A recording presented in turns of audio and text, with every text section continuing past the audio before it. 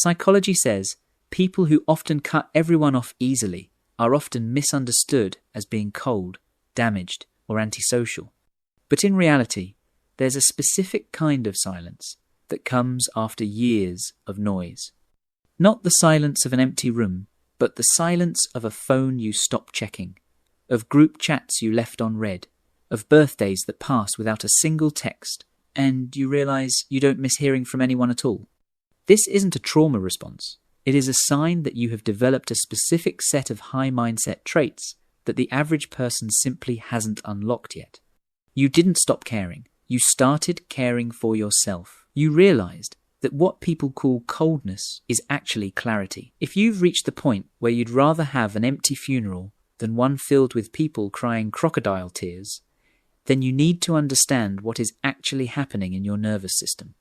Before we dive in, let me know in the comments, where are you watching from? And if you love deep psychology like this, check out my newsletter community after watching, linked in the description. Now, let's look at the first trait, which usually starts with a painful mathematical realization. You have developed a high threshold for reciprocity, or what behavioral psychologists link to social exchange theory. But let's call it what it really feels like.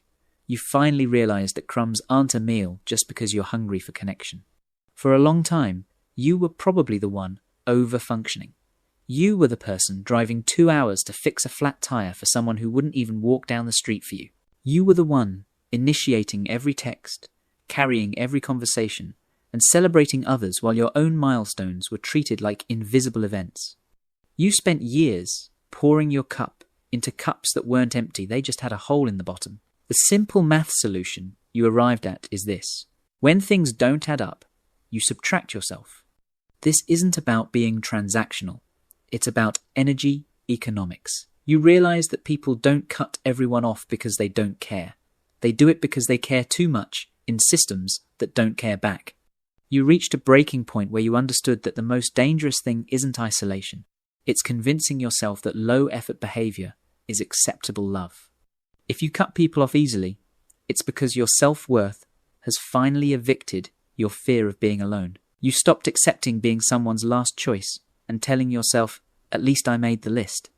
Now, understanding the math is one thing, but that doesn't explain the immense sense of relief you feel when you finally walk away. That relief comes from the second trait, the rejection of the performance contract. Many of us grew up in environments where love was conditional. You learned early on to be useful, to be safe. You became the therapist, the fixer, the strong one. You built an entire personality around being indispensable because you thought being needed was the same thing as being loved. You became the milk cow for everyone else's emotional hunger, letting them drain you dry while they offered nothing in return. But here is the high mindset shift. You got tired. You got tired of performing a version of yourself that was digestible for others. You realized that you were already alone long before you physically left. You were alone in the room with them because they didn't know you. They knew the service you provided. They knew you were useful. When you cut people off easily, it's usually because you've decided to stop the show. You've realized that people keep you around in case they need you down the line, not for loyalty, but for utility. And the minute you stopped being useful, the minute you asked for anything that resembled help, they mocked you or they walked away. Cutting them off is simply you tearing up that contract.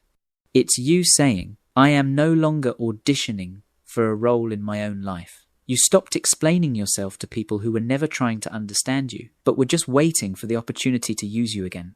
You realized that being selfish is just the ending of the cycle of self-erasure. However, there is a biological component to this that goes beyond just deciding to leave. If you find peace in silence, you possess a highly tuned biological trait known as neuroception.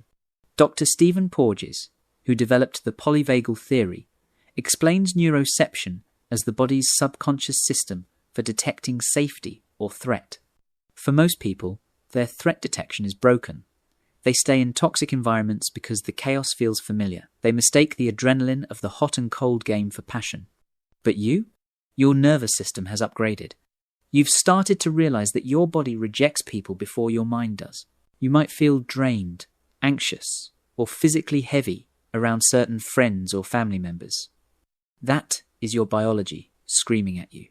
You learned a profound truth. Isolation isn't the opposite of connection. It is the absence of rejection. It is the absence of having to decode mixed signals. When you cut people off, you aren't being mean. You are regulating your nervous system. You are choosing a regulated state of peace over a dysregulated state of chaos. You've discovered that the silence in your house feels like peace, not loneliness. You're baking cookies. You're reading books. You're sleeping like a baby. Why? Because your body knows it's safe now. You aren't isolating. You are incubating. You realize that being alone is better than being lonely with the wrong people. This leads us to a trait that often gets confused with cynicism. People might tell you, you're too judgmental, or you don't give people a chance. But the truth is, you have developed elite pattern recognition. It's not cynicism, it's data.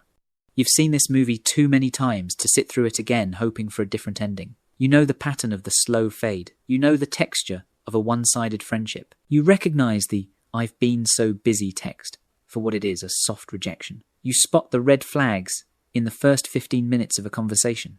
In the past, you gave the benefit of the doubt until you were emotionally bankrupt. Now, you realize that action is the currency that buys credibility. And when the words and actions don't align, you don't stick around to ask why.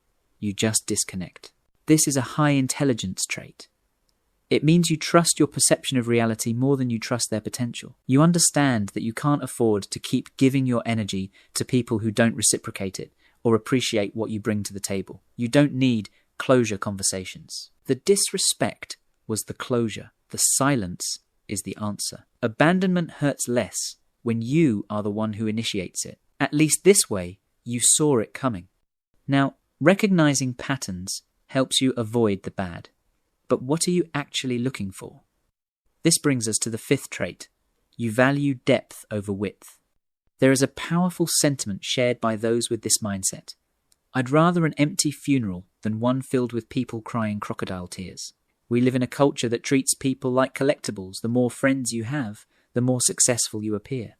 But psychology points to Dunbar's number, which suggests our brains can only maintain about 5 close, stable relationships and maybe 150 acquaintances. If you cut people off easily, it's because you are correcting the imbalance. You realized you had 50 acquaintances and 0 friends. You realized that having neighbors, co-workers, and friends from high school who drain you is an expensive way to live. You are practicing relational minimalism. You aren't antisocial. You are selectively social.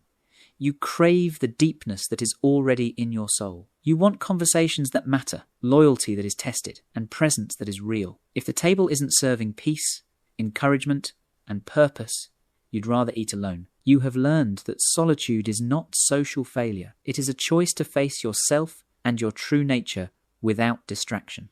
This next trait is the most misunderstood of all. People think you are holding a grudge. They think you are bitter. But the high mindset trait here isn't hate, it's indifference. Hate requires energy. Hate requires you to still be attached to the outcome. But indifference? Indifference is zen. When you cut someone off with this mindset, there is no drama. There is no big announcement on social media. You don't block them to get a reaction. You block them to protect your focus. It's a soft delete of the soul. You've learned that someone thinking you hate them is irrelevant. The reality is worse than that you just don't think about them. You've reached a state of acceptance. You accept them for who they are, and you accept that they cannot be who you need. This indifference is a shield. It's about protecting the small part of yourself that is still capable of trust by refusing to spend it where it won't be honoured. You aren't punishing them. You are just done engaging in the hot and cold game. You've taken your player off the board. You realise that hating them destroys you, but ignoring them frees you. But perhaps the most profound trait is one that goes back to your childhood. You have stopped trying to earn your place. For a long time, you might have believed that if you just tried harder, cared more, or gave enough, they would finally show up for you. You thought your love could fix their inability to love. But the high mindset shift happens when you realise you cannot love people into respecting you. You gave up on relationships where you have to shrink, perform, or beg to be seen. You stopped normalizing relationships where you did all the emotional labor. You realized that you were spending emotional currency you didn't have on people who weren't even checking the balance. So when you cut them off, it wasn't an act of aggression. It was an act of self-preservation. It was you finally listening to that quiet voice that said, "This costs too much." You decided that you would rather be alone than be in a room full of people and feel invisible. You realized that you were already surviving on your own, emotionally speaking. So making it physical just made the reality match the feeling. And this often extends to the hardest cut of all family. There is a taboo in society about cutting off family. But if you have this mindset, you likely realize that toxic is toxic, regardless of shared DNA. Maybe you realized that when your parents died, it revealed how little of a bond you actually had with your siblings. Maybe you realized that you were the scapegoat, blamed for everything, and your goodwill was seen as conceit.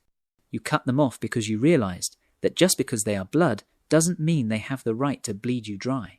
You decided that you wouldn't let family be an excuse for invalidating your every word and feeling. You chose to be the one who breaks the cycle, even if it meant walking away alone. So, let's reframe this entire narrative.